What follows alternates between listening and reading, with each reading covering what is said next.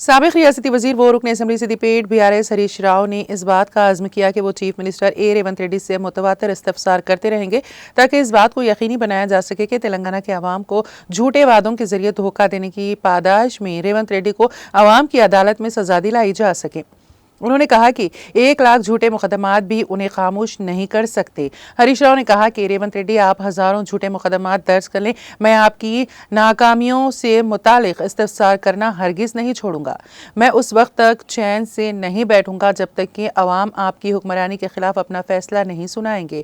انہوں نے سابقہ BRS دور حکومت میں فون ٹیپنگ کیس میں مبینہ طور پر انہیں ماخوذ کیے جانے پر شدید رد عمل کا اظہار کیا۔ سوشل میڈیا پلیٹ فارمز پر ہریش راؤ نے کانگریس حکومت پر شدید تنقید کی اور کہا کہ کانگریس حکومت اپنی ناکامیوں پر توجہ ہٹانے کے لیے بے بنیاد مقدمات کے ذریعے نشانہ بنانے کی کوشش کر رہی ہیں۔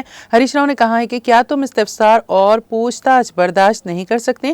انہوں نے کہا کہ قرضوں کی معافی کے خصوص میں جھوٹ کو بے نقاب کرنے پر یادگیری گٹا میں جھوٹے مقدمے کے اندراج سے لے کر بیگم بازار اور سائبر کرائم اسٹیشن پر غیر متعلقہ شکایات درج کرنے تک آپ کی کارروائیاں عوام کے خدشات کے ازالے میں ناکامی اور نااہلی کو ظاہر کرتی ہیں۔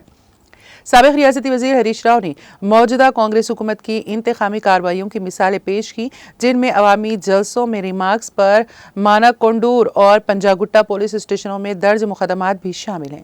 ہریش راؤ نے ریمارک کیا کہ ایسی حرکتیں آپ کی دوغلی پالیسیوں اور وعدوں کی تکمیل میں ناکامی کو بے نقاب کرنے پر مجھے خاموش کرنے کی کوشش ہے۔